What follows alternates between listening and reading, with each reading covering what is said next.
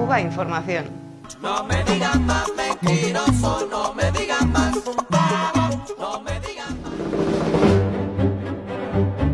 La Unión Europea se ha convertido de facto en una colonia de Estados Unidos y sus medios de comunicación reproducen el esquema de propaganda de la metrópoli. Censura y partes de guerra sobre el conflicto de Ucrania, sumisión a los intereses de Washington en la agenda informativa internacional.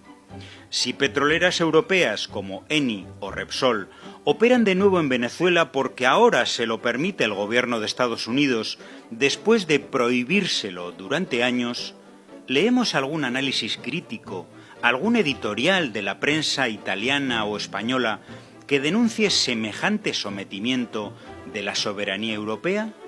Nada, ni el más mínimo atisbo de dignidad. Estados Unidos dejará a Repsol y Eni llevar petróleo venezolano a Europa, leemos. La prensa europea se limita a escribir lo que el amo dicta. En el caso de Cuba, más de lo mismo. La Barton de Estados Unidos persigue a las empresas europeas que han invertido en la isla y amenaza y ahuyenta a las que tienen proyecto de hacerlo. A sus directivos, los de la hotelera española Meliá, por ejemplo, se les prohíbe incluso la entrada a Estados Unidos. ¿Y qué hace la prensa corporativa española? ¿Defiende los intereses de sus empresas? ¿Denuncia semejante extorsión?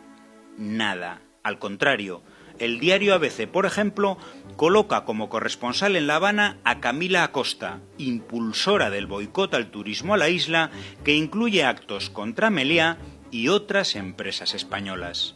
El último ejemplo de la indignidad europea es la medida de la Casa Blanca de exigir visa de entrada a Estados Unidos a toda persona que haya visitado Cuba. Recordemos que la ciudadanía europea no necesita visa para entrar a Estados Unidos, solo un formulario digital llamado ESTA. Pero quien haya hecho turismo en Cuba, ahora, tendrá que pedir visa para entrar a Estados Unidos. ¿Alguna protesta de los gobiernos europeos? ¿Medidas recíprocas? Nada. ¿Y la prensa europea? ¿Alguna denuncia? ¿Algún editorial? ¿Alguna crítica a este chantaje inaceptable? Nada. De nuevo, agachar la cabeza ante el imperio, cuyo Departamento de Seguridad Nacional, en su página web, deja claras sus amenazas. Si se descubre que un viajero ha visitado un país designado como patrocinador estatal del terrorismo, deberá solicitar una visa para ingresar a los Estados Unidos. Recordemos que Cuba fue incluida en 2021 por la Casa Blanca en su lista de estados patrocinadores del terrorismo, algo que ha tenido consecuencias letales para su economía, como el bloqueo bancario internacional.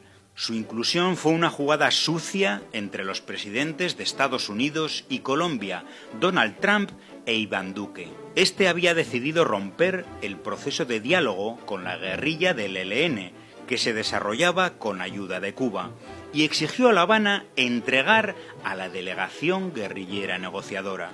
La negativa del gobierno cubano a violar el protocolo firmado por las partes y los países garantes fue la excusa para que Trump incluyera a Cuba, país que ha dado todo por la paz en Colombia, en la famosa lista de países terroristas. Pero regresemos a la medida de exigir visa para entrar en Estados Unidos a quien haya visitado la isla. La intención es evidente: poner un palo más en la rueda de la economía cubana, debilitada por el bloqueo, 243 sanciones recientes y la pandemia, y atacar una de las pocas fuentes de ingreso del país, el turismo.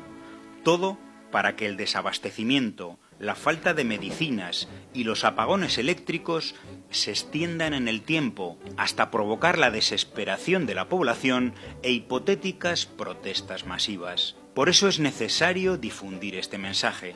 Hay que visitar Cuba, promover su turismo. Es cuestión de vida o muerte para un pueblo sometido a una guerra despiadada y cruel.